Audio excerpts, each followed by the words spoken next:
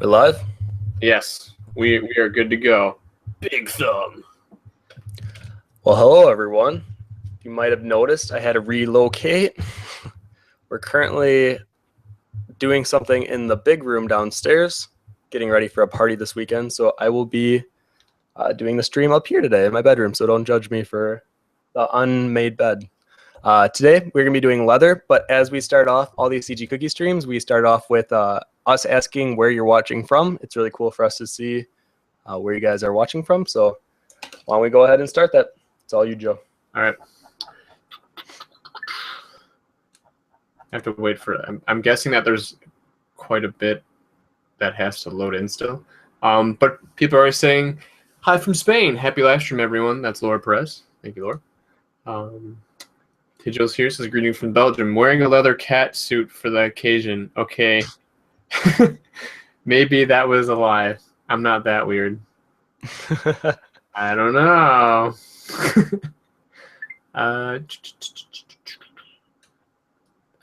Hi from Slovakia. That's Beba. Hello from Sweden says I am not. Good evening from Germany. From Eve E. Hello Tim and Joe. Renato. Hello Renato. Femke. I probably said that wrong. Femke Mas. From Belgium. Pawn says, hi from Brazil, guys. I won't be able to watch it live, but I wanted to leave a question.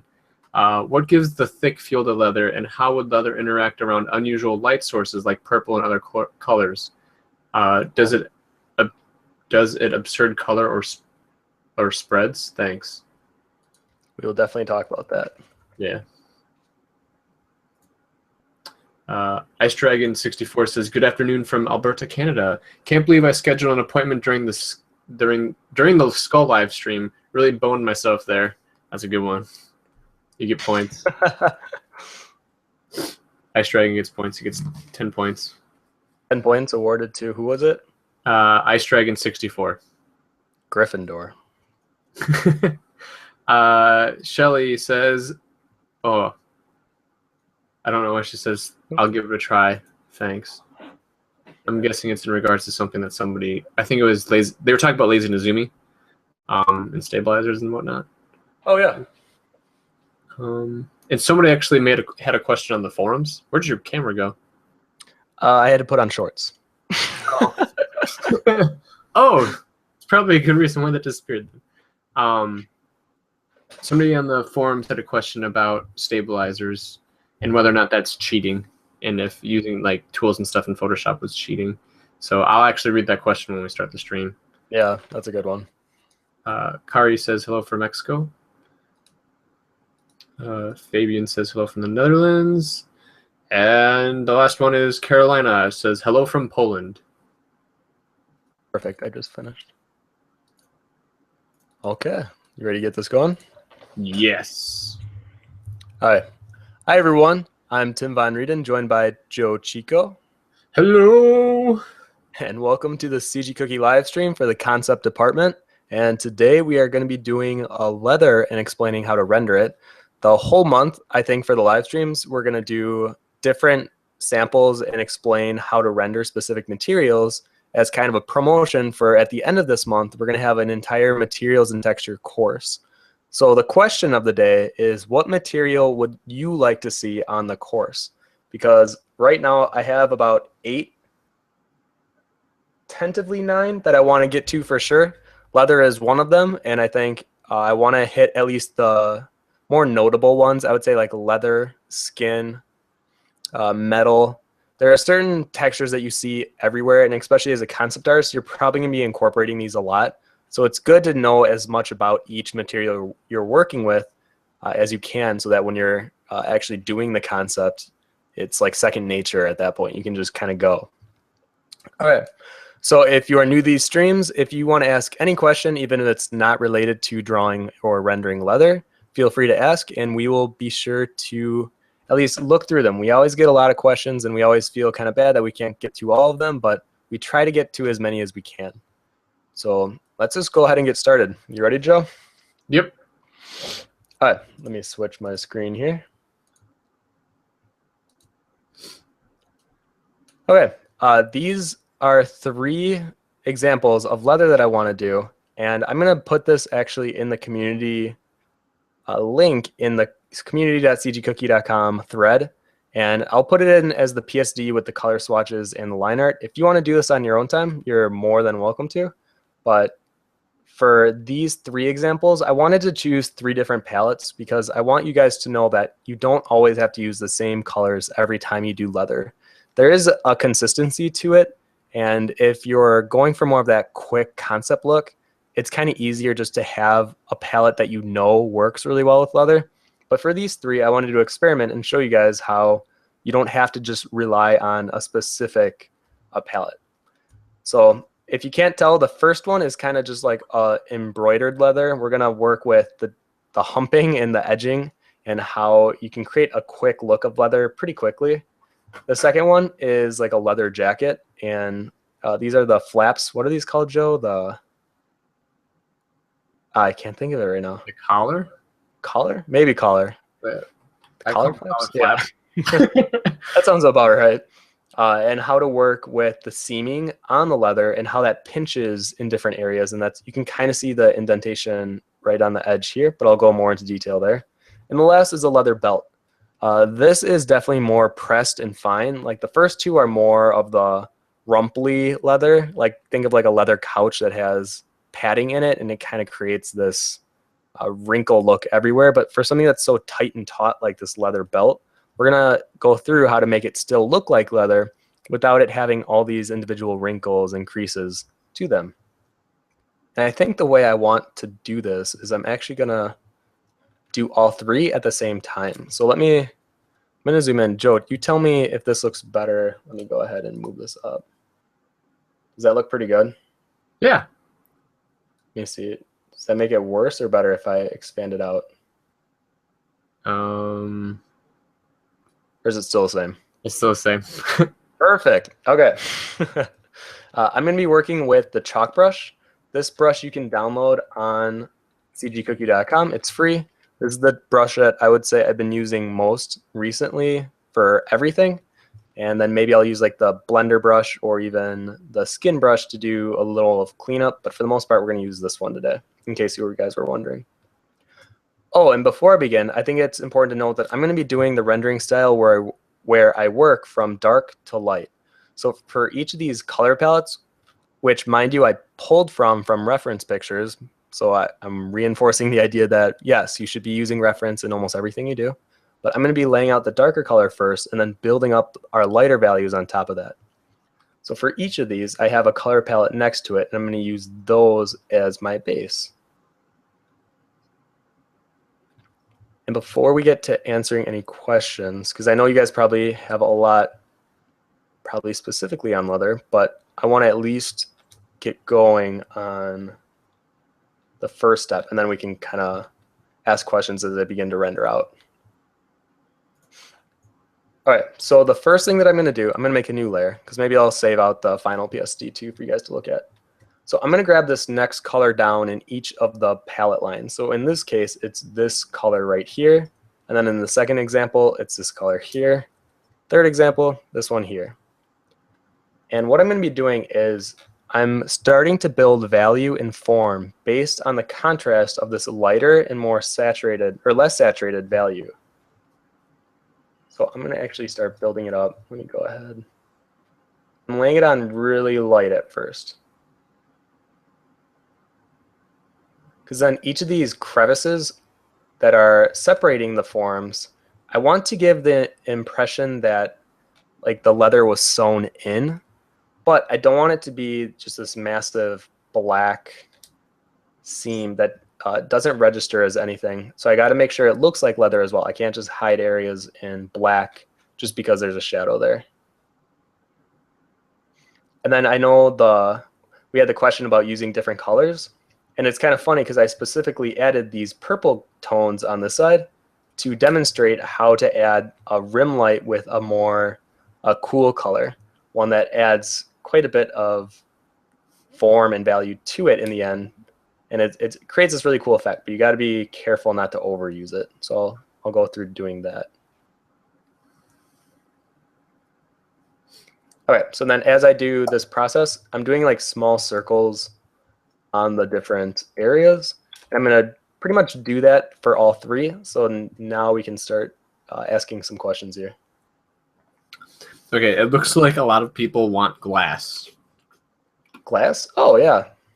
I want glass. Oh, yeah. Actually, you know what, Joe? If you could write the suggestion. Oh, I can't say that word. Suggestions? Yeah, I'm right. I'm already Suggestions. yeah. Yeah, everyone's saying that they would really love to see glass, and I'm guessing they want to see kind of like a translucent just material thing. Yeah. Glass is definitely one of the most, I would say, I don't want to say it's the worst rendered by artists. I would say it's one of the hardest, though. Tigil says, it's actually a bit weird to see you guys without scary makeup. Right? This is the real me. This is the real me. Jonathan Miller says, wow, this is great. Texture rendering is where I'm banging my head against the wall. Light on glass would be cool, or some type of jewel. Hot embers, maybe? Yes, I definitely want to do a hot embers or like a volcanic rock. Whenever I Google the material studies and whenever I see the ones on DeviantArt, the ones that are like the molten rock that are like almost encased in this like black volcanic rock and then have like slivers of the molten lava peeking through. Oh, I love those. I can't wait to do that one. Smoke Illustration says, how to be a master illustrator the fastest way. Is that a question or a statement? As a question. How to be a master. Ooh, man.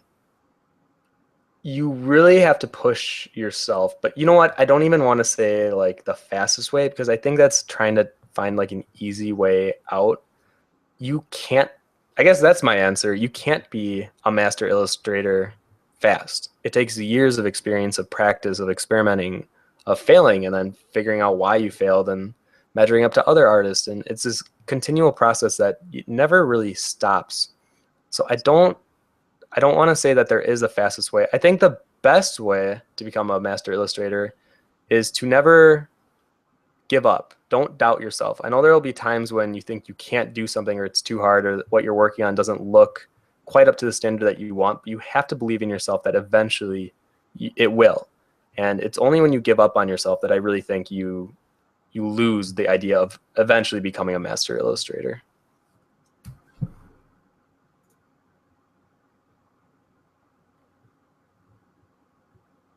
Evie asks, this probably isn't specific enough, but does water count as a material? Yeah, absolutely. I could totally, you know what, I might group that into like a liquid category because I think liquids in general could be its own material that we could talk about.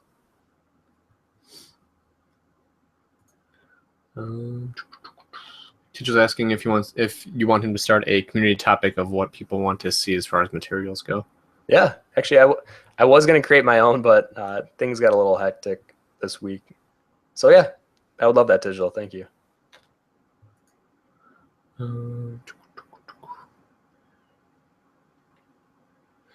I am Matt asks, regarding the art produced by you or others, which field interests you the most? Books, films, or games? Produced by you? So by me? Or by like just arts in general? This is you or others. I guess for others, it's kind of hard. I really do enjoy almost every aspect that art is included in, or every medium. I do think there's something special about films, but I think that's because I like the incorporation of other aspects such as like music or script, the writing, obviously. But there's something about a book. You know, I don't know what it is, but I love, and I have a collection downstairs. I love art books, and I love looking through them. I really like when the artist gives insight to why they did certain things on their pieces and kind of goes into the story behind the creation. I really am intrigued by that. So I guess, yeah, that would be my answer. What about you, Joe? What field most that's produced by others? I like your answer with film because it's this idea of there's, like you said, there's so many tools that someone can have. Like directors, you utilize so much when it comes to film, and then I also love the interactivity of games, and then books are really good because then you just have your imagination, and the person has the ability to give you kind of freedom of saying, hey, this is what I'm saying it, but everyone's interpretation is going to be different because of how they read it, Isn't that cool? I never really thought about it that way. During the art produced by you or others. I'm trying to think of like you, like, because I have never produced a game or a book or even a film. I was in film class, so I made a couple of shorts and stuff, but I guess ask us the same question in 5 years. right. Really quick, for the leather belt, I'm doing a different technique than I was for the leather jacket and this, I'm going to call it a seat, almost like a leather seat if you're like looking down at it. But for the leather belt, since I want to keep it more tight, I'm doing strokes in the movement of the belt. So I'm going in this direction with my brush strokes and just back and forth. But I'm not trying to make it completely smooth. I'm trying to add some ridges as to give some indentation of like, this used to be skin of some kind that was dried, most likely cowhide, and having those small little imperfections, even on a completely smooth one, add just a touch of realism that I want to add in here. And then on the jacket, I know I didn't say it when I was doing it, but near the seam, I added these quick, I know it's probably really dark on the screen. It'll become a lot easier to see once I lighten it up.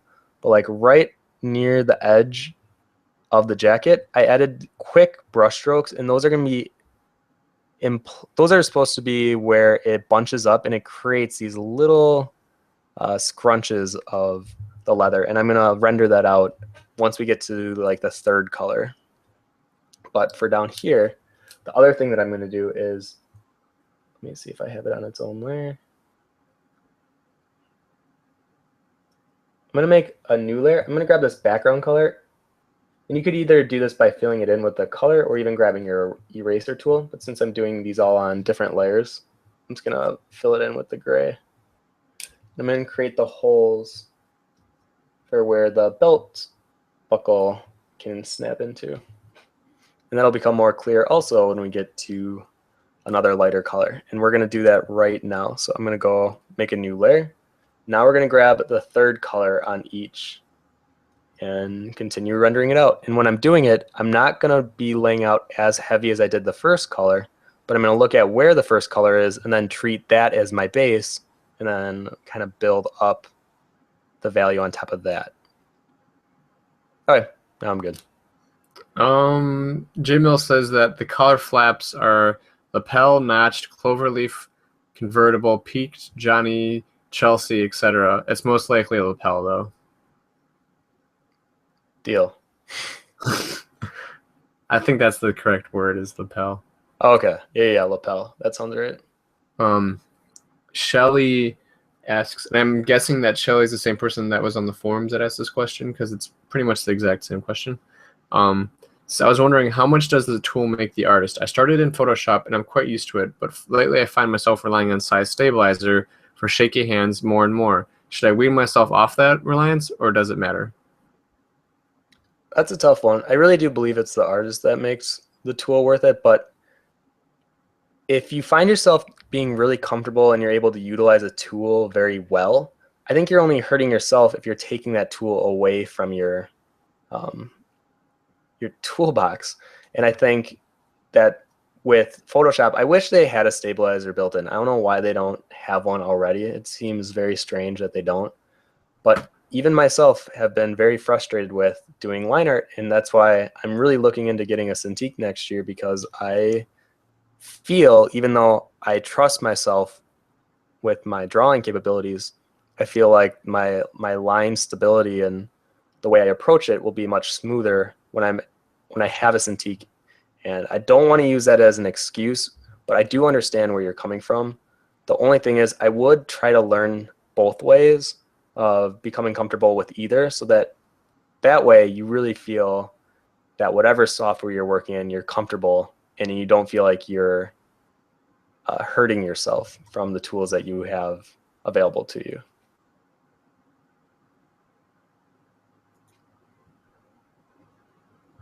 Tidgel wants to know, is there a difference between leathers from different kinds of animals? Yes.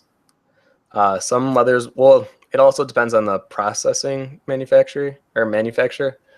A lot of the times, though, it will vary in like the thickness, and a lot of the times the color depends on the animal itself. But I'm not an expert on by any means, but I do recognize when a leather has a different feel and a surface texture to it than another one. Yeah, I think they go by grains. Is that Like it? how grainy something is. Yeah. And if you're not sure, it's really important to actually go do the research on it. Yep. And so that therefore you can actually study it, and then you know how to work with leather.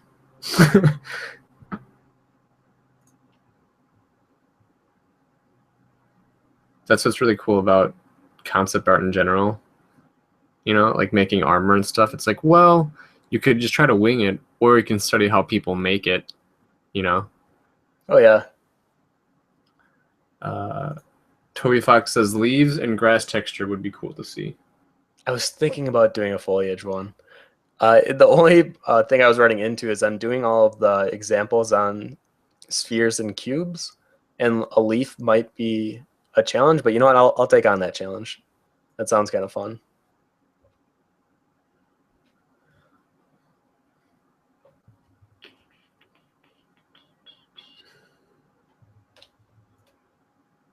Ruth asks, hey guys, if you had to choose between Surface Pro 4 and the Cintiq Companion, which one would you go with and why?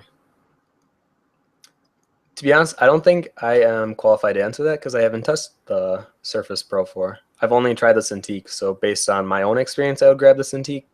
But once again, I'm not the best person to be asking that. Yeah, I was actually doing more research on it yesterday.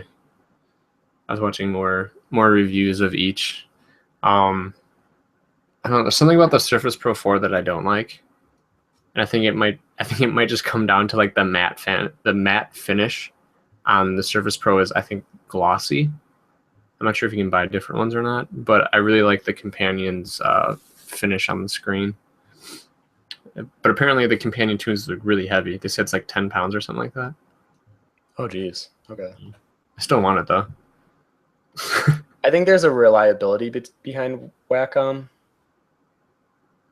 For the Yeah. most part. I will say I did struggle with the 13 HD, but I'm willing to give Wacom another shot. Well, I think the 22s were 18, right? 1800? Yes. Yeah.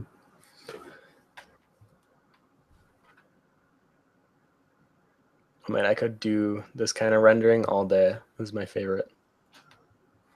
Jamil says, Tim and Joe, I want to tell you guys, great job on these live streams. I was watching some of them from the past up to now, and you guys have improved so much. You feel much closer to the audience now when you handle demonstrations much better. Thank you. Thank you very much.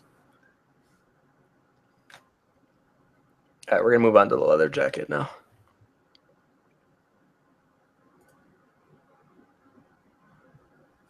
Kari asks, can you do other colored leather and still make it look like leather, like blue or pink, for example?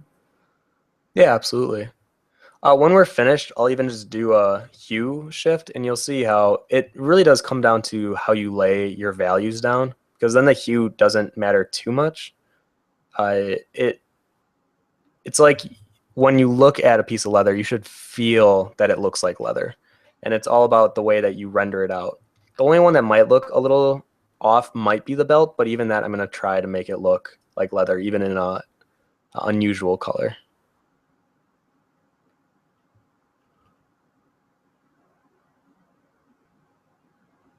Now, when we're doing leather on things like this leather jacket here, I want to keep it where it's not completely flat. And in that way, it's going to be reflecting the light in not a unusual way, but just not in a very matte, flat way.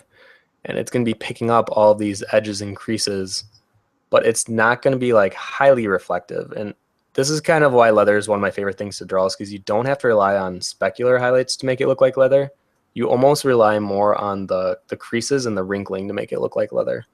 So you can have fun making it feel organic and having more or less refined and controlled brush strokes, and let it be more free and fluid. And you may surprise yourself with the results. Nerdy Beauty says, hello from South Carolina. It's my first time here, and I just wanted to say that the videos that you guys are doing are so helpful. I've been catching up with almost all of your videos on YouTube, and I hope you don't mind me asking a bunch of questions. Absolutely. That's actually, if this is one of your first times being at the live stream, this is why we do them. We want to make you guys feel comfortable asking any question you have about digital art, and hopefully we can give you the best answer to our ability.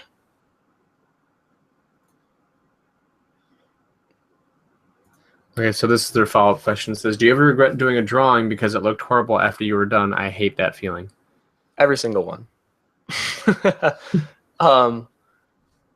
No, actually, to be honest, even the ones that I'm not 100% proud of, it's better to have posted them and feel like almost regret because you know you can do better, but that feeling of knowing that you can do better makes it all worth it, than never posting it and feeling like you have just like a bunch of pieces that you never show to anyone. And then that's, I feel like, when the excuses start to happen of, oh, it's not good enough, I'm not good enough, my art's not good enough, I'm going to wait until I'm good enough to start posting things. And that's not the right way to go about doing this kind of stuff. If anything, people love seeing your growth as an artist. And that's why, yeah, a lot of the ones on DeviantArt that I posted 4 or 5 years ago, obviously I'm not proud of the standard that they hit compared to what I feel I'm doing now, but I am proud to know that I can look back at them and know that that's where I started from, and that I feel like I've grown and I've learned a lot since then. So I don't feel like you should ever hate that. If anything, it should empower you to want to create something that does fit to your standard.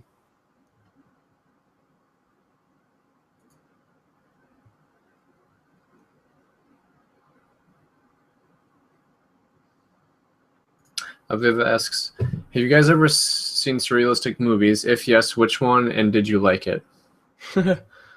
I guess you'd have to define surrealistic movie. The strangest movie I've ever seen was The Holy Mountain.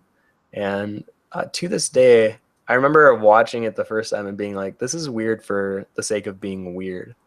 And I think as I've gotten older and I've seen some of his other movies and seen some interviews with him talking about his explanation behind why he does a lot of the things he does, I go in with a new appreciation of it. And now when I watch it, it doesn't just seem like random ideas thrown at a dartboard full of weird concepts and you just kind of made a movie out of that. It felt really neat. And actually, the one that I watched a month ago, it was like The Strange Color of Your Body's Tears, or The Warm Color. It was something very bizarre. And that one is one of those that I would put under the category of, I would definitely recommend it if you want something to add to your visual library. But as a movie, it's a very daunting experience.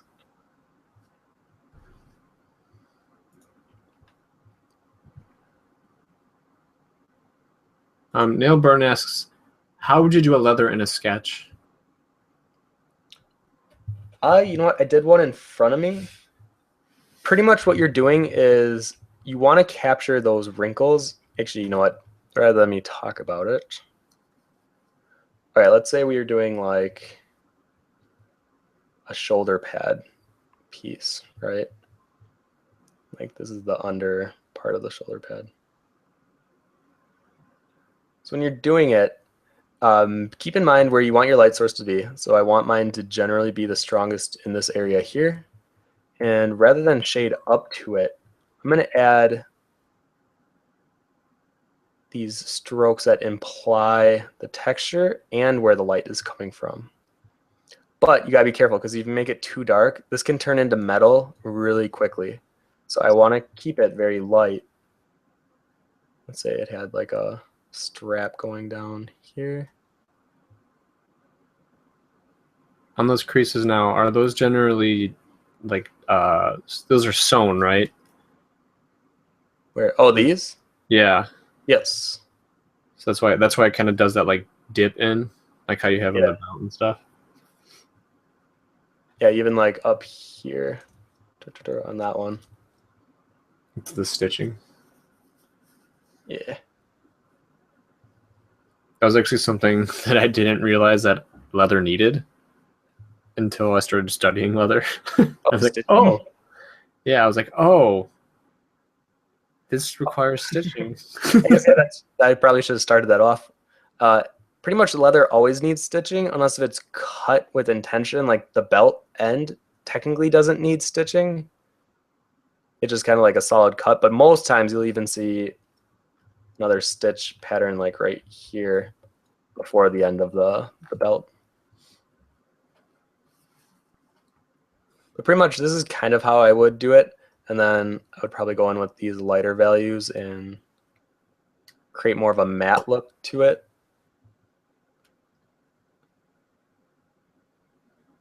Because like I said, you don't want to go too dark in just a pencil sketch because then it can start looking like metal. But then if you wanted to add like dirt on top of it, that's where you could add some cool texture details. And usually any kind of something sewn into it will heavily imply that it's not metal. So that is usually why you see like in Final Fantasy, there'll be like leather belts everywhere on their armor. I mean, it's not the sole reason, but it definitely helps the viewer know that this is leather that they're working with if it's just black and white. That's how I would go about doing a leather sketch. And add in like nice little cuts. Okay, anyways, I gotta get back to this.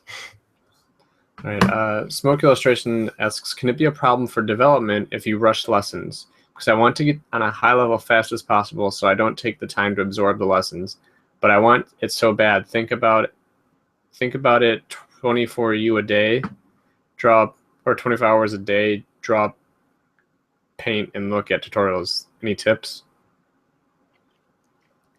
Just keep practicing, but practice with intent. I think there's a huge difference between the artists that draw every day and then the artists that draw every day with a real push to get better. They're not just recycling their own skill level. I think I see a lot of the times there will be artists that they may draw every day, but they're drawing the same thing and they're not really getting better. And that's because they're not pushing themselves. They're not experimenting with new techniques or new forms of rendering or shading. And that's why I want you to challenge yourself as you're trying to learn. So it's not just enough to watch tutorials or draw every day, which is still good, but if you really want to like push yourself and level yourself up faster, you got to take more of like an advanced approach to it. It's not just like a hobby for you anymore. This is like a serious study for you. Yeah, I was also going to say that this person keeps asking, how can they do it as fast as possible? How can I do this as fast as possible? And it's not about how fast you can do it. That's not like the end goal. I understand that you probably want to see progress relatively quick, but some people spend an entire lifetime trying to become master level. And, and I'm wondering, like Leonardo da Vinci, if he even considered himself a master, or if that was just what we titled him afterwards, I guess don't be concerned with trying to get yourself on a high level as fast as possible. Like Tim said, be more concerned about challenging yourself and really understanding what you're working on. So that way you don't just skip to the next thing and then you start spreading yourself too thin. So instead of like looking at how can I get better faster, look at, okay, even if it was leather, for example, it's like, what about my leather rendering seems wrong to me? And take it step by step. There's no need for you to want like everything all at once. It's better to take it step by step and really refine each of those steps. And that's what will make you a master illustrator.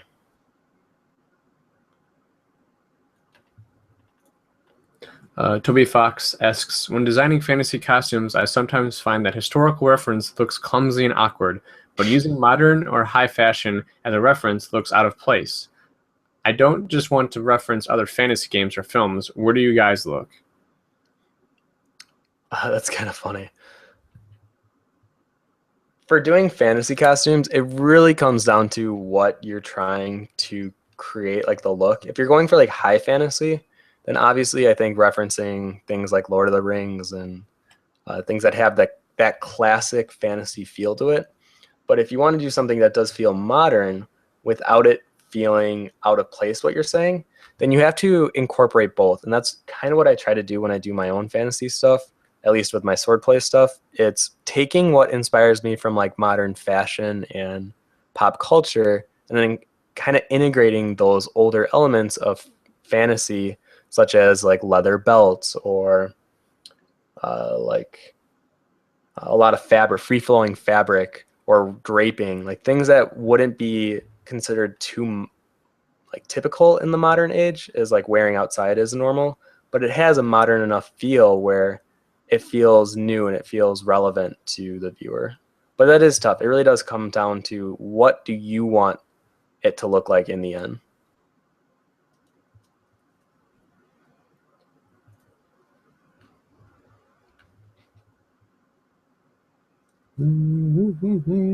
Where did that thing go? I'm still here. No. I was Tigil made a comment. I want to read it because it was about the not that question, but the previous question. Tigil asks, that comment about I see artists that draw every day but don't push themselves and draw the same thing over and over again made me think. I'm afraid that I do that sometimes, and I really need to learn to push myself more. Any tips on pushing yourself? Yeah, absolutely. To be honest, I think every artist falls into that from time to time. I think there's a comfort zone that we feel comfortable drawing in. And like for me, it would be like drawing feathers or horns or profiles. And it's the reason why I love drawing, and drawing's always been a very therapeutic thing for me. So every now and then, yeah, I will just kind of revert to doing that. Do I feel like I'm pushing myself as an artist? No. Does that mean on the next piece I should be pushing myself? Yeah, absolutely. So it's not like I'm saying every single piece you have to always push yourself. It would be recommended, but I can understand when you're just not having that kind of a day. And if you recognize that you're doing it a lot, that's when it becomes a problem, because then, yeah, I don't think you're learning or growing as an artist. And how do you overcome that? Set a goal for when you're doing your new piece. Be like, okay, I'm really bad at doing blank. So on the next piece, I'm going to be sure to test myself and do one that heavily incorporates that. So like if you're really bad at doing environments, on your next one, be like, I'm not going to have this be a character piece. I'm going to have this be a very lush environment piece. And I'm going to have to force myself to learn the areas that I'm not comfortable doing on this one.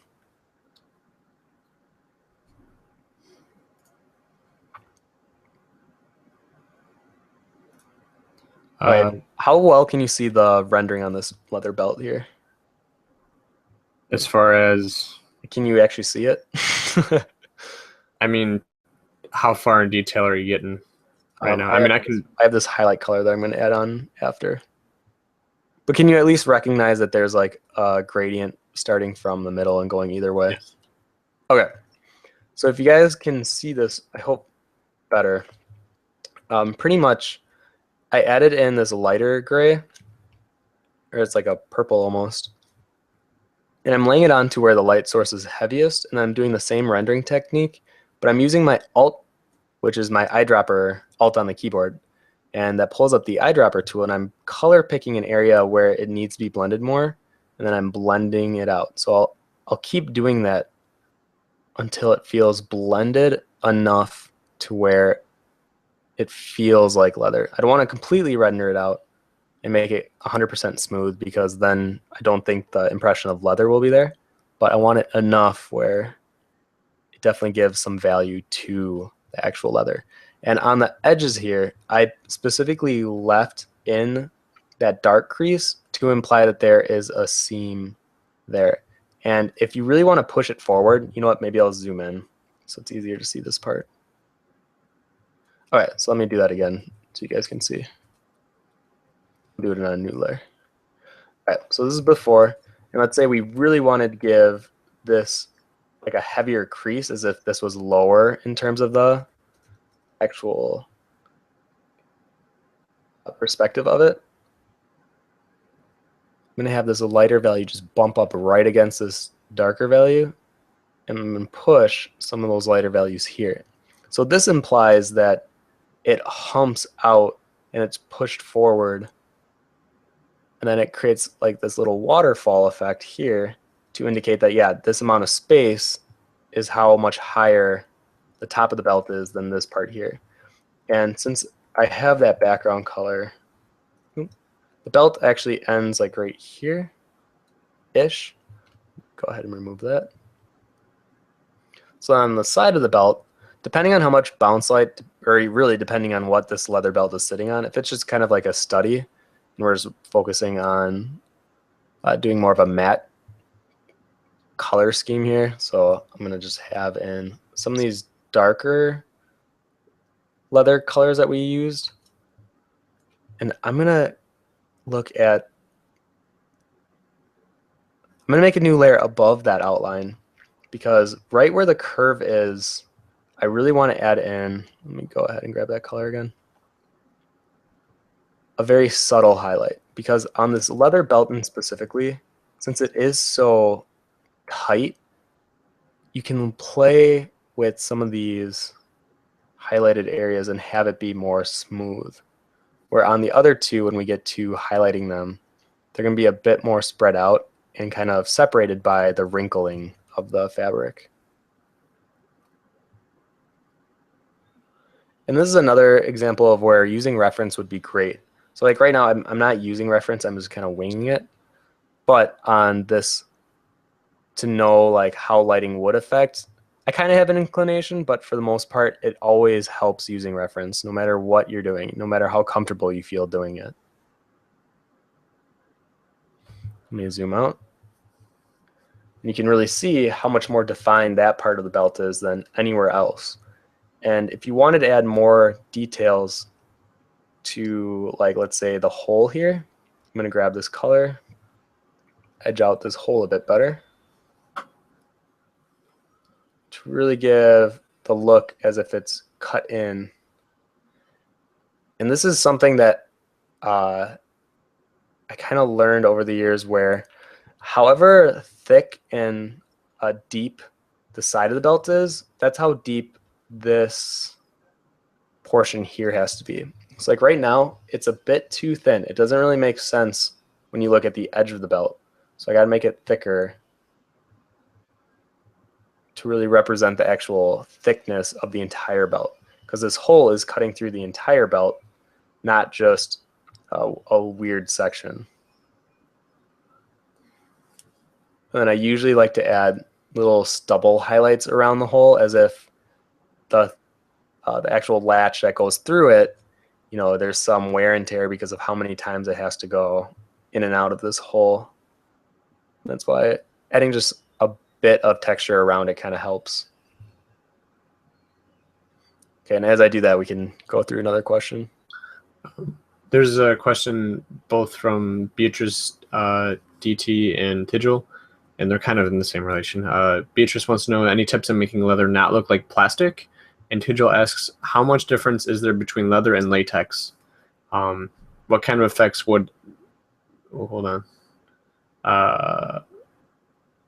What are the biggest visual differences?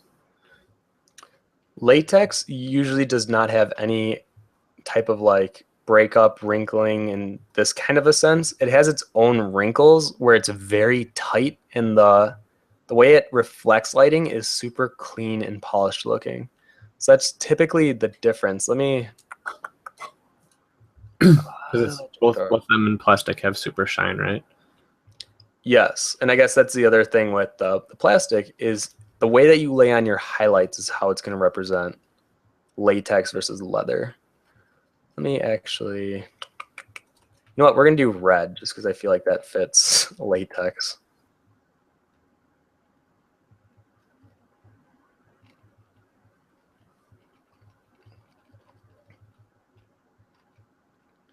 All right, so for latex, we're going to use this shape.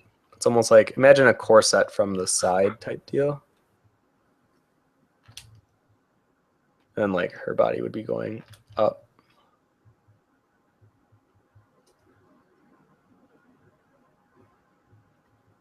Okay, so on the latex, actually, this is kind of funny. I have officially never drawn latex, so this will be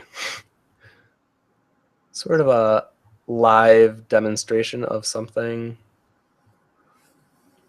Without using reference. Or without my like previous knowledge or understanding. Right.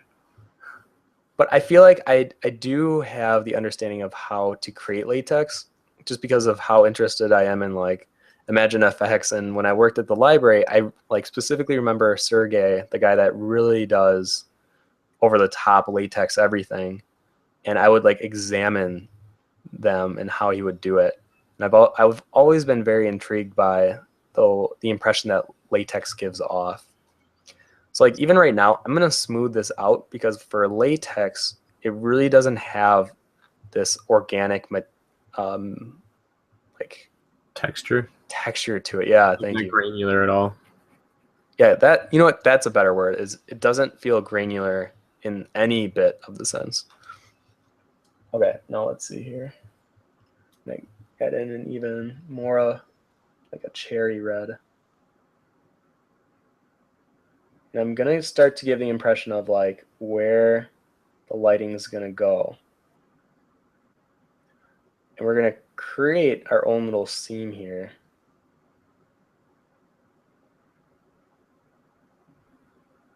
Oh, this is so weird.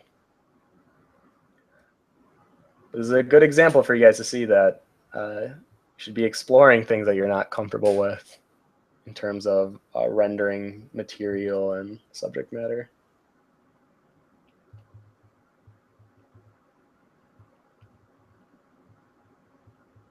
There's a lot of contrast. Usually with latex, or at least I feel like with latex, it's all about having it be mostly matte, and then as you get closer to the highlight, you add in like these vibrant hues to lay in, and then you lay the highlight in pretty strong.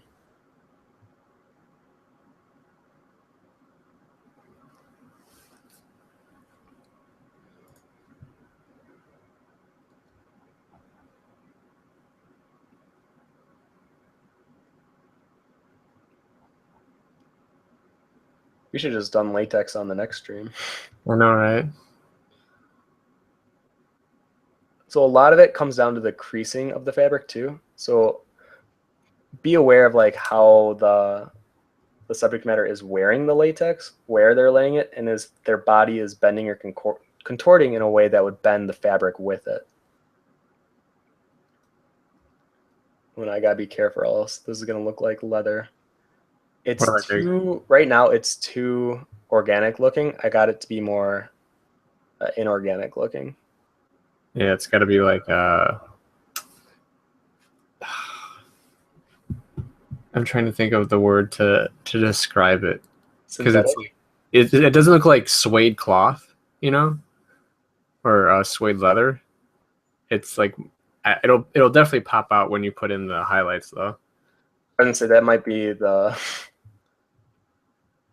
saving point of what will make this really jump at you like latex. I really want you to pull up a reference image afterwards and be like, "Oh wow," you know. Mm-hmm.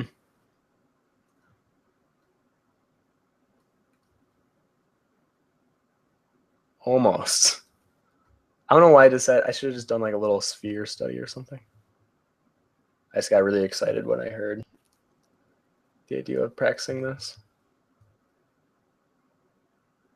Because that's a huge difference too, is like knowing that you're excited to work on something is way different than feeling like you need to do this in order to get better. Yeah, that's true. As an artist, you should be excited to be like, I want to study this today, you know? Yeah. Okay, let's see here. Okay, so for the highlight, I'm going to grab almost a pure white here. Let me see if I can.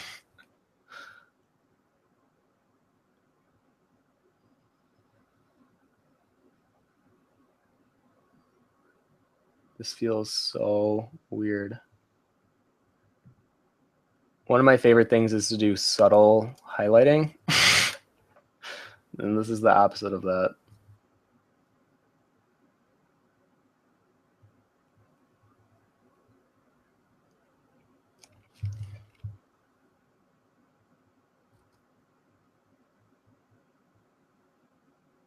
I feel like I always ran into the problem when adding highlights that I was adding too much highlights, or I couldn't understand the idea of how to perfectly make the highlight run across the fabric when it was stretched. Oh, yeah. Because it's so reflective, you know?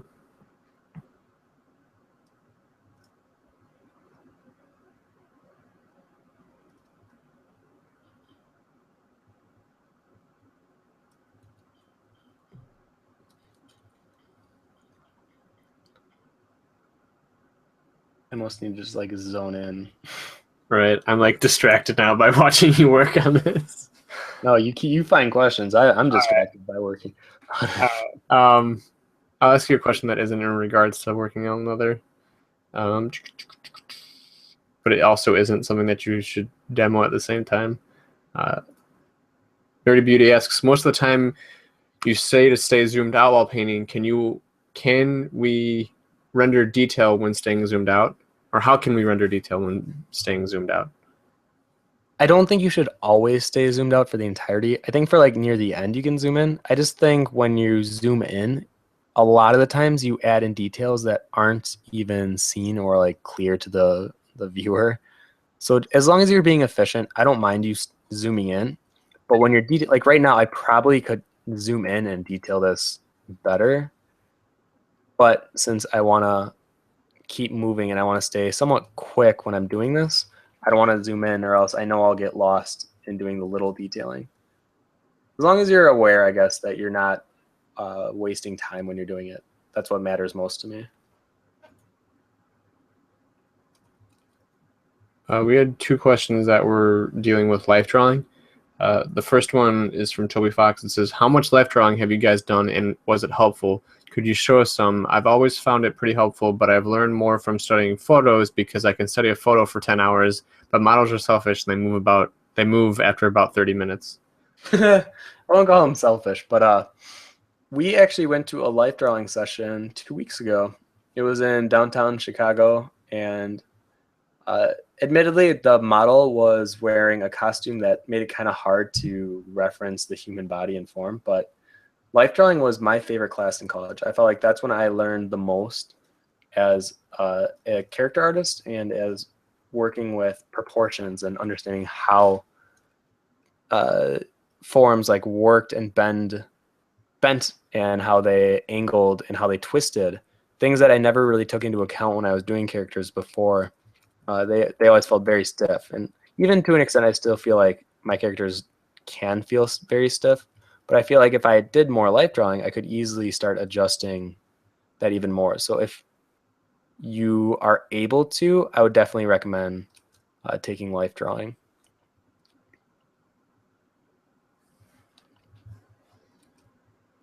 Yeah, maybe I like drawing latex more than I originally thought I did.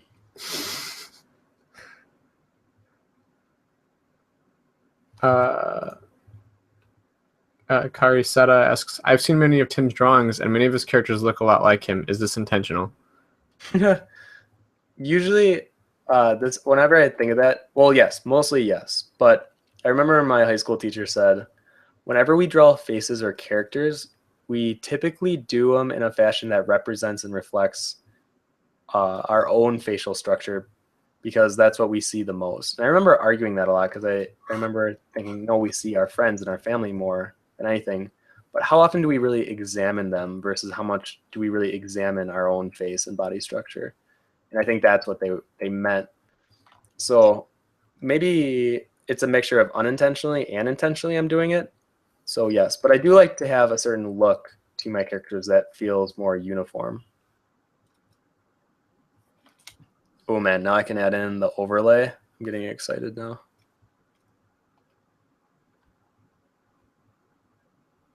This stretch taunt candy apple latex. Faith Newman says, Hey guys, I don't think the audio is working. I can't hear a thing. Oh, really? Can other users confirm that, please? Yeah, that would be bad. We need to know if Faith just needs to turn on her speakers, or if we are broken right now.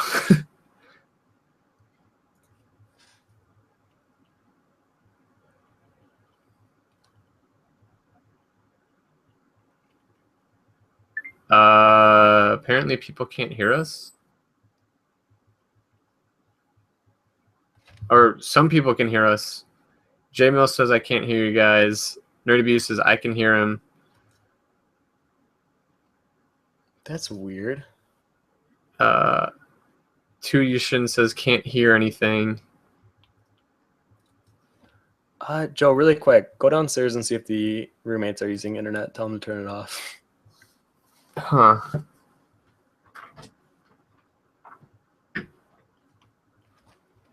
I guess if you can hear me, I'm just adding an overlay layer, and I'm really adding contrast to the light and dark areas.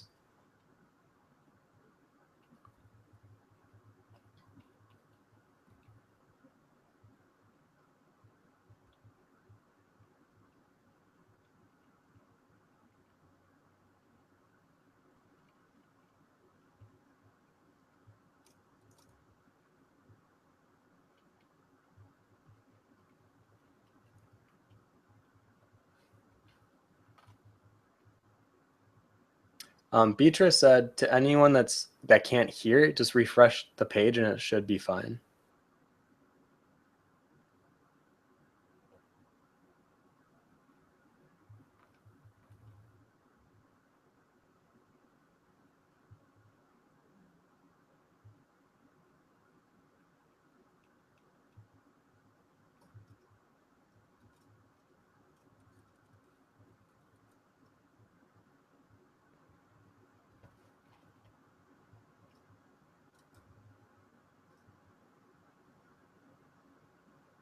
Let's see here. To those that can hear me, let me look for a question that I can answer. How do you know if you have a solid foundation before rendering details? From Nerdy Beauty. When I think of a solid foundation, typically it just means a very solid base with minimal inclinations of where the lighting would be placed on top of that. So a solid foundation for me is one that I can look at it and I'm not visually distracted. I'm actually more excited for where I can start placing on the details on top without it beginning to overwhelm.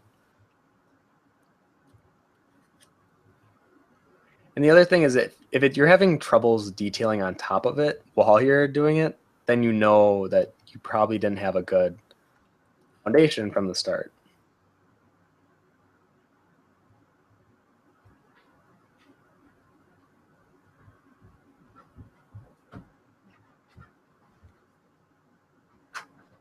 I just checked it and it was working on a different computer.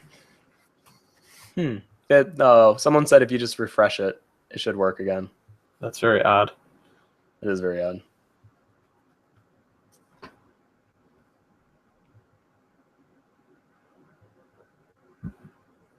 This is so funny. Now that I'm going, I actually really enjoy what I'm doing over the leather. But I'll get back to the leather in just a second. Did you read any other questions? Yeah. It was, how do you know if you have a solid foundation before rendering details?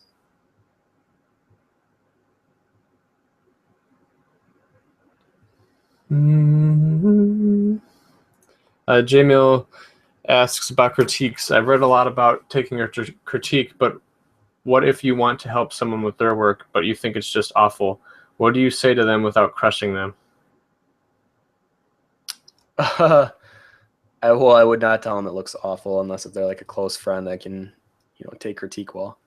Or that almost borders on just being insulting. But when you really want to help them out, typically what works best is if you do a paint over and you send it to them so they can visually see what you feel could be worked upon further. Because just saying it sometimes isn't enough. Sometimes you really have to show them. And that's when it can really get through to them on what is looking wrong in their piece.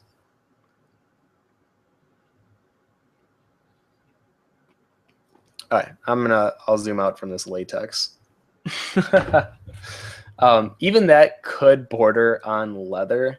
I think I added too many creases, but I think because I'm working on leather, maybe that's where my mind went to. But you can see how this kind of has in between almost being completely latex and then almost being leather. So this is a good first step. I would probably redraw it again. And if I was doing latex, I would actually use reference, and I would look at how the reflection lays on the latex, because that really is what defines the difference between latex and leather. Because I know we have like 20 minutes left, so I want to at least add in the highlights on these before we call this a finished live stream here. Jake, this one is plus 16, by the way. Jake Scott says, Tim, can you do torn and damaged leather? So I'm guessing if like maybe you can just beat up one of the things that you're working on. Yes. All right.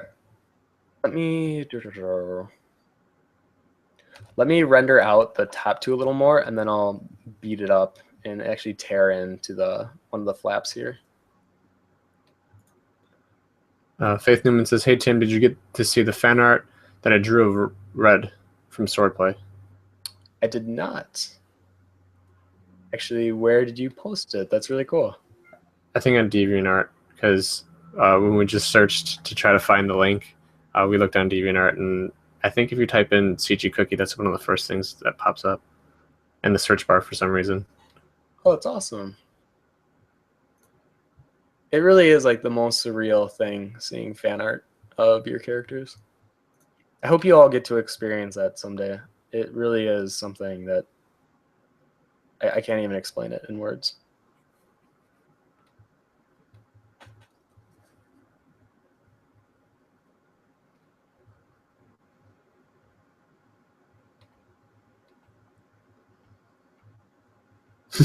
Yeah, Burn says, no good telling people to refresh, they can't hear you. He has a point. That's kind of funny.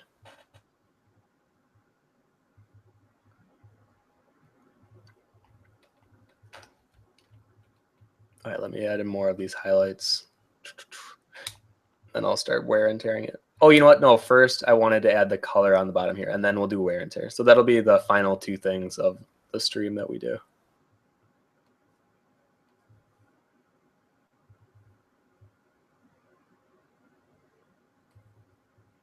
When you're laying in your highlights, don't go overboard. With leather, I always find that subtlety with your highlights is so much more of an impact than having it be over highlighted. And once again, that's when you start to enter it looking like metal territory when there's too much highlight. Or it could just look like a couch that's been oiled up.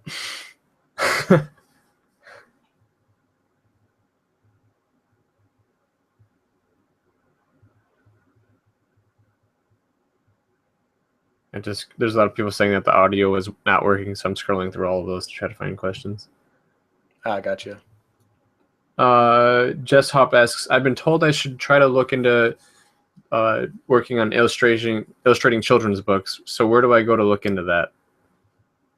Children's books. Usually there will be like a publisher or some kind of a distributor info on the inside flap. So I would just go to your local bookstore, write down like 50.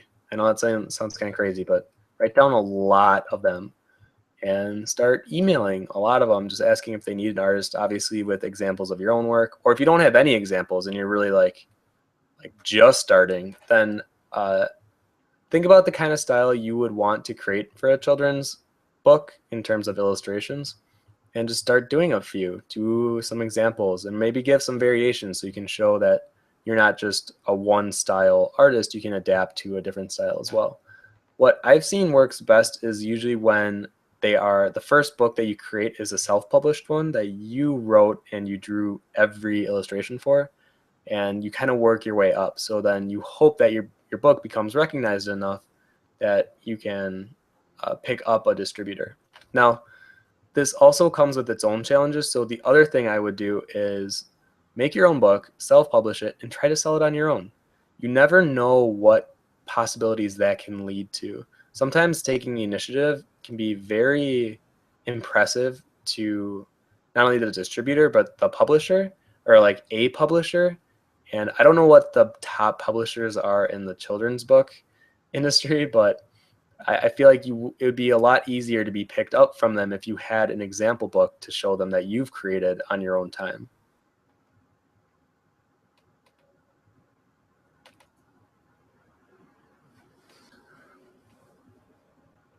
Really quick, do you want to just select some of the I can't hear questions as I'm saying this? When I'm laying in the highlights, I'm looking at vocal points or like pinpoints that I can direct the eye to. So usually like on the very edge or the tips and lay in a few highlights. So here I knew it was gonna be a big vocal point. Down here as the light kind of bends back, or the fabric bends back toward the light. Add in a bit of a highlight there. And then I guess as I answer the next question, I'm just gonna start highlighting all these little creases down here on the bottom edge.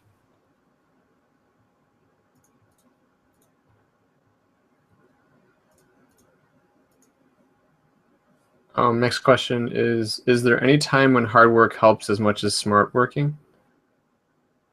Yeah, I believe so.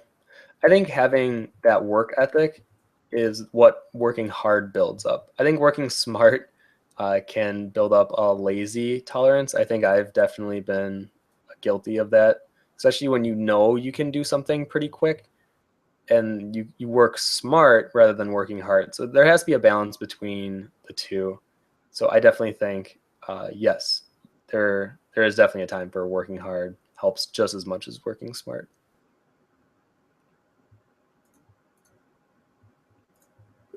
It seems like one person said that their audio is fine, but their video froze. Sounds like we might be going to Twitch sooner than later. Oh, yeah, you guys may be seeing some changes in the next month or two where we will probably adapt the new Twitch creative for doing the weekly live streams. We're not 100% sure on when we're going to do the switch or how that's going to go about, but we're experimenting with some stuff now. And I guess just to give you guys a heads up if you're like a regular watcher here.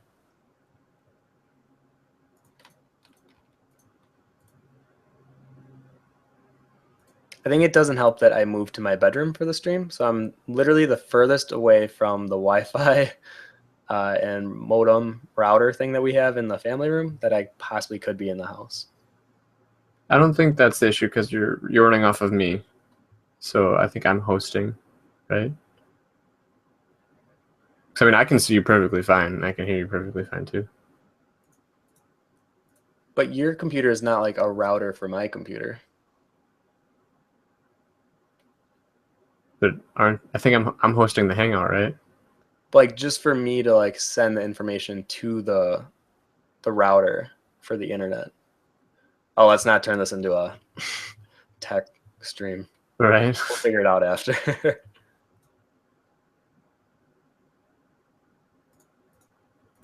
Nerdy Beauty asks, when do you stop detailing? As in, when is it too much? You'll know. That goes into the territory of over rendering, and you usually know when you're over rendering. Even when I like to think I'm not over rendering, I kind of know in the back of my head like this could be considered done, and that's when you start to almost ruin your pieces. Typically, you know it's rendered enough when you zoom out and it looks wonderful in terms of the clarity and what you rendered in the detail. And it's usually your own mind being like, that could be pushed further. And then you go in to render it more. And usually you're zooming in and you like only render out one area. And then that area, that level of detail is like at a 10, where the others might be at an 8. So now your piece looks wonky because you have an area of your piece where it's like a rendered as a 10 and the rest of it's an 8. And it's not like a depth of field or a focus intention. It feels not consistently rendered. And to fix that, then you go in and you start rendering everything. And that's when you get into the case of over rendering, because you already created a really nice base that told the story of like what the materials are, where the lighting's coming from, and it worked wonderfully. But now you're like taking away some of the brush strokes that we're seeing or some of the confidence that was there. Sometimes when you over render things, you take that away. For those of you who just saw what I did, I just created these 2 little buttons, and you can see how quick you can do that. And this is a good case of I could easily start over rendering that. I could zoom in and I could make it look super nice, but then everywhere else would look really wonky because it's not up to the same level standard. If I wanted to be hyper-realism, I guess that's a whole different story, but since I'm not going for hyper-realism, I'm just trying to create the impression of leather with this chalk brush. You can get away with it feeling more loose and brush stroked.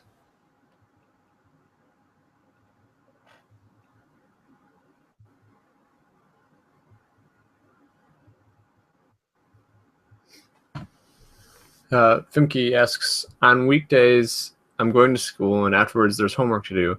This means that the only moment I have find time to draw is in the weekend. But then I'm so tired of the week that I don't find the motivation to draw. Any tips to be and stay motivated? It's really tough. I won't even try to downplay it or sugarcoat it. It is tough. And it depends on how bad you want it. Even when I think of like me working on my own personal project stuff, when there's a week where I don't do anything, I only have myself to blame. I could make excuses all day or say how tired I am or, work was overwhelming.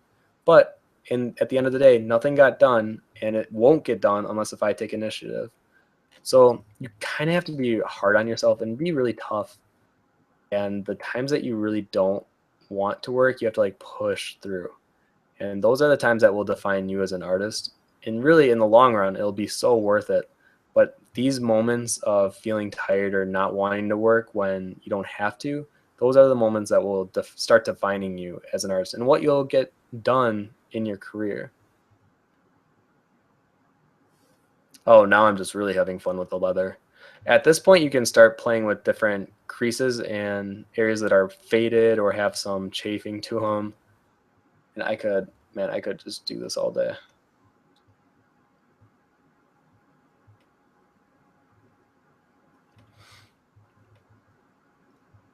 All right, but since we have like 10 minutes left and I definitely want to get to Subway, let me go ahead and I'll start doing the first reflective shine here, and then I'll do the wear and tear on this collar to finish off.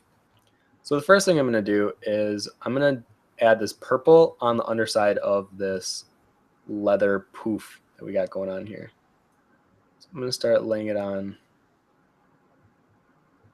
and I'll blend it in. And this is a good example of where using reference of like this dark, almost like a cherry leather look for a couch, and look for references of that.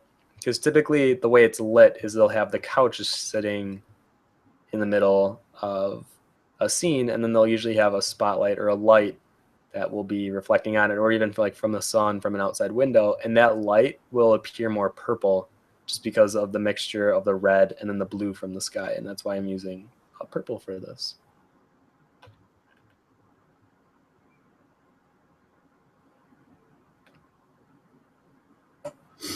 Smoke Illustrations asks, sometimes I look at my art and I'm thinking, yeah, I'm making progress. And when I see works of master illustrators, it's very discouraging because I want to get that sort of level. Is that it? Yeah. It shouldn't be discouraging. If anything, it should be a reminder that it takes a lot of hard work and dedication to get to that level. If it was easy, it wouldn't be worth doing. And when you see what masters have done, that's the reason they're respected so much, is because not everyone can do that. And it should inspire you to be like, man, I want to be one of those people that get looked up to in that sense of their level and knowledge of not only the art like rules and guidelines, but their execution is fantastic as well. And it should just be something to look forward to. If you became that right away, think how boring art would be then, because then you're just, you're a master by the time you're 22, and then everything else after that is just like, well, I'm just going to whip out another masterpiece. Part of the fun is the journey, Well, it's the same thing with, that's like applied to any aspect of life, Right. Where you're just like, oh, well, now I can run marathons. Like, it's easy. And then it's just like, that, after a while, I imagine that would just get kind of boring if you could just run for infinity, just keep running forever. Just forever. But like you said, it's, I guess it applies the same thing with sports, where it's like trying to, like, going out and playing basketball. Like, I can't play basketball. I'm terrible at basketball, but in order for me to get better at basketball, I have to play basketball, right? Yeah. I have to do things basketball related. So, but like I can be inspired by people like Michael Jordan and be like, oh wow, he's such a great basketball player. But I'm not going to be like, I hate you, Michael Jordan, because you make me feel bad, or I would never feel bad because I'm not there. I'd be like, no, I'm gonna get there. I'm gonna be the greatest.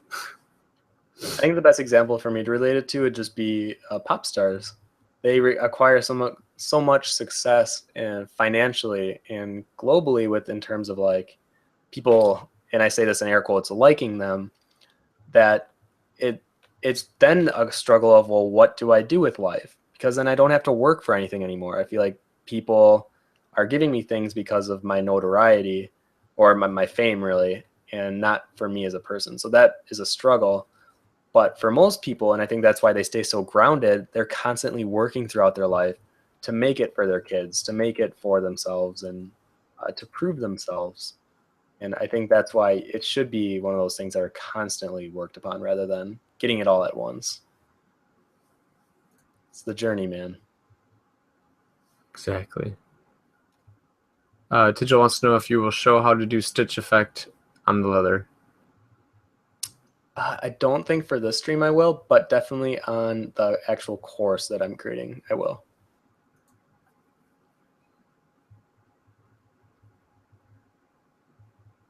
If you would have said that earlier, I probably would have been able to sneak that in, but I think we're you said getting it to earlier. I that just point. couldn't. I was like, it was like towards the bottom. Oh, yeah, sorry, Tijol. Dave T wants to know, can you convey different material textures with the same brush? For example, a soft edge brush. Yeah. Oh, that would be really tough, though. Admittedly, I'd have to make it very small and do it. But you know what? Actually, hold on. Da-da-da. I did an entire soft brush tutorial, and a big chunk of it was doing leather. So hold on, let me find it. And I believe this one's on 5.0 right now. The soft edge brush character? Yes. Yes, that's definitely up. All right. Pull it up here. All right. So this was the step-by-step that I created for it. I'll put it above all these other layers. So you can see it came down to just having a solid foundation. We edged it out. And we just slowly kept building it up. You can see here, there's definitely an inclination of leather. Could it be explored further? Absolutely. But like, I don't know how far in it's going to let me zoom. Not too far. But you can see how the impression of leather is here. And that's because of the seaming, the colors that we chose, and the way that it's handling the material. Like even the wrinkle there helps so much separating it from things like fabric, such as up here. Because if the fabric up here was brown, this could definitely linger on it looking like leather. But since it has all these like more draping wrinkles, where the leather one down here has more of these heavy wrinkle and creases, it definitely gives more of the impression of leather. So it depends on the look that you create in the end, more so than the brush that you're using. And just being aware of what it looks like. That and brushes with texture on it usually speed up the process, right? Oh, absolutely, yeah. Now we're about the 5-minute mark. Did you want to go through and? Oh, really quick, I wanted to do. Oops. I wanted to cut in this leather jacket for whoever asked for that. I think it was. I know. Tigil asked, but I forget who else asked. Let's make like a quick cut into it. So typically when I cut in, I start with a darker color first. Let's say it kind of like frays in to the leather. And then I have to imagine how this affects the entire piece. You can't just have a cut in there and everything else just kind of stays the same. So then we'd get a highlight on the top curve of that edge here. There's a good chance that you'd be able to see, actually you'd probably be able to see more into the top of the cut here. This is where like having that highlight or the background color right up against the material here would do a better job of conveying the cut. Let me zoom in here. Not that much.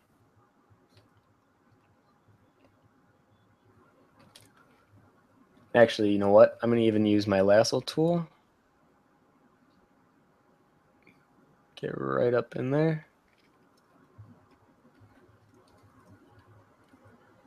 And if you feel like your lasso tool picked up too much, just grab the eraser, fold it under. And in terms of this crack that we have right here,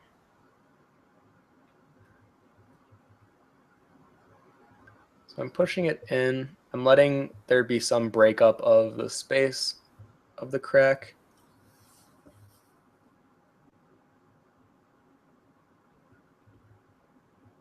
And then you can't just leave it like this. You should add in, don't absolutely have to, but I would just so it gives a better impression. Add in more of a highlight on this edge and that edge. Because now this rip just became like a focal point. And since we're doing sort of like a matte fantastical lighting, where yeah, the lighting's implied that it's overhead, but for the most part you can take some liberties with how it's reflecting on the material here and where you want to direct the viewer's eye.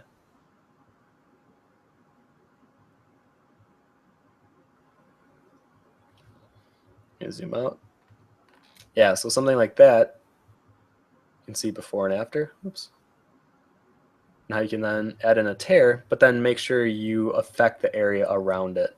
Like even the lower half, I might even add in like a wrinkle or something to imply that maybe it's been there for a long time and now the fabric's starting to fold up on itself here as well. Like that. Let me zoom on. That was a bit too much. Blend it in more. Something like that. Yeah, that feels better. There you go. And that's how you can kind of create rips in fabric pretty fast, but it's always been easier for me to at least lay it in first and then cut in after. All right, let me look one more time at the questions here. To Nikki, we will actually do a composition course, but it probably won't be this year. It'll be sometime next year, but that is a very important thing to understand when you're doing an illustration. The top selected one is a question as well, in blue. From Ari Phillips, I feel like I have to hide my artwork to people, or I feel people will think it's too bad, or when I'm drawing with someone, they will see my drawing and stop drawing because they think theirs is not good enough, and I don't want that. It has happened. Yeah, that happened with me and my friends in school all the time. I actually find it ironic that now I do live streams every Wednesday and I show people my drawing process. When I was in school, I didn't let anyone see. I was so conscious of not letting someone see an unfinished piece that I hated showing things that were in progress or working on at school when I had a lot of people that I didn't know in the same room. And it's one of those insecurities that you have to just push over and just be okay with. The idea that you're not the greatest when you're just starting out is something that's okay to accept. I think that was maybe why it was kind of more hard for me. I was just so headstrong at the time where I didn't want anyone to see it as something in progress because I knew it wasn't finished. But then even the finished result, looking back, could have used a lot of help. And I think maybe having those suggestions from people around me could have benefited me more. So don't be afraid to show your work to people, and especially people that you trust and you respect, because then they'll give you feedback that hopefully is honest and it's constructive. You don't want to surround yourself with a bunch of people that is just like, oh, that's awesome, good job, keep going. Or not, I actually like keep going, but if they just look at it and be like, oh, that's cool, or yeah, that's good, That's the worst type of critique or feedback you can ever receive. And for you, let me read that second half. They stopped drawing because theirs is not good enough. You also have to be a pillar of support for your fellow artists, especially if they're your friends. You want them to feel encouraged and supported without it feeling like you're coddling them or giving them participation trophies. You want to make sure that you're acknowledging that they're working hard at what they're doing, and that you want them to keep doing that. You want them to keep pushing themselves while still trying to better their own craft. So just be strong, be that person that people can look up to in terms of sharing that confidence. Even if you don't feel it yet, if you act like you are confident about showing people your work and giving people critique, it'll start to sink in, and you will eventually start to feel confident about that. Ice Dragon says, art. It's not a sprint, it's a lifetime obsession. Totally agree. Digital says, do you have any guilty pleasures when it comes to art? What stuff do you love to draw but are a bit anxious to show people? I don't think I'm anxious to show people, but I definitely have my guilty pleasures of feathers, profiles, and horns. I think it's very obvious in my art that I go to that. Can you show the effect when leather gets really wet? Does it even get darker? Yes. You know what? I might be able to do this really quick. So I'm just going to grab a multiply layer. Let's say, hold on, let me imagine like he spilled something.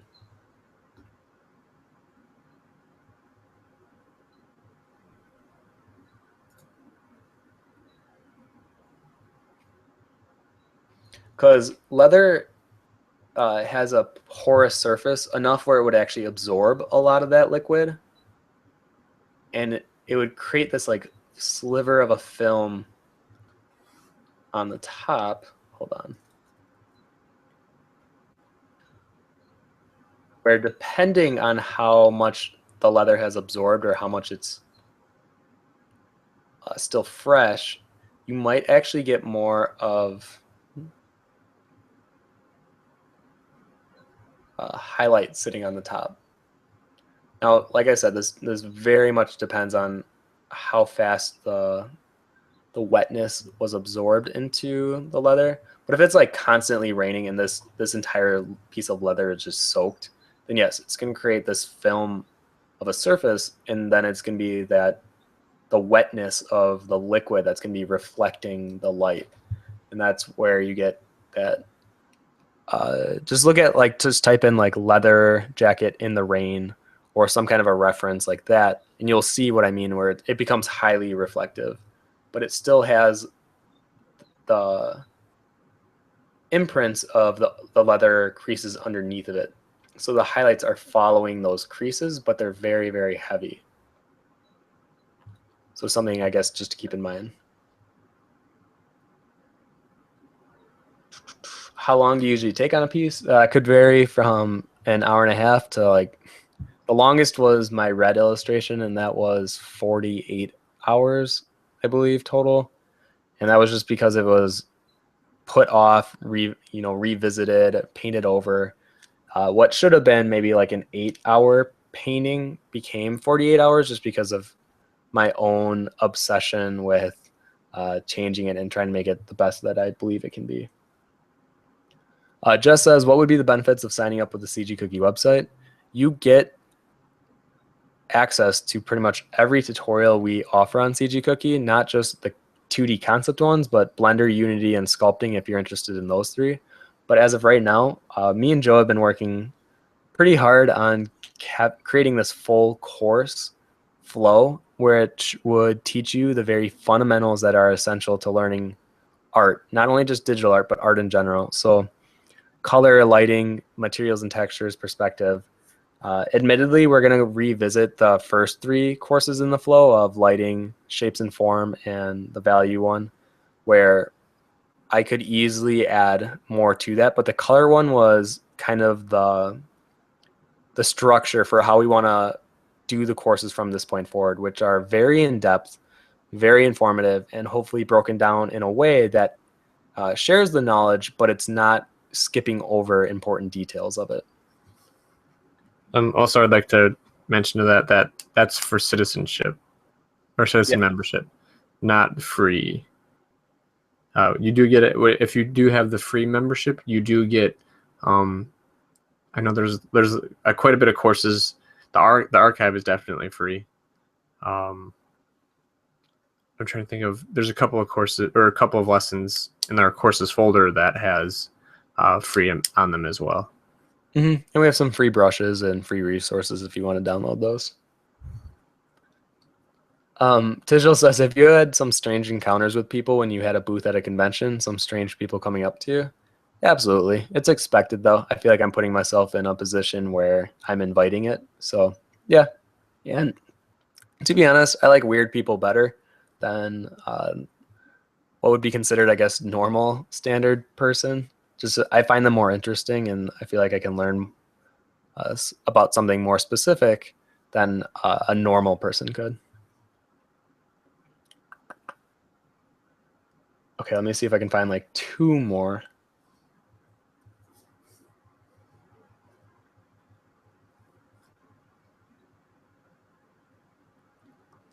When will you guys start touring the world to give live tutorials? And will Belgium be one of the stops?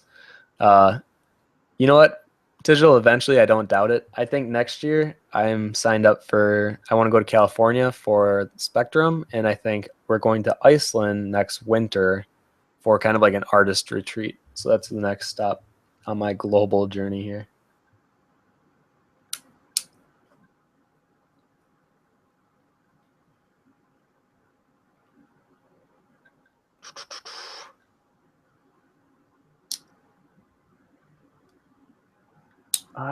Oh boy.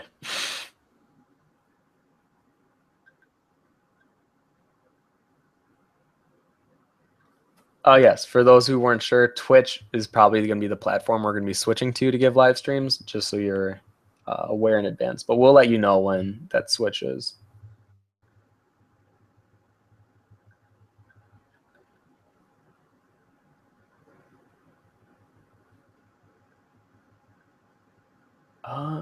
Man, there's a lot of questions here. Right. Oh, I like this question. Oh wait, you go first. I found one though too. What was the weirdest dream you ever had? You know what? I'm gonna keep that to myself.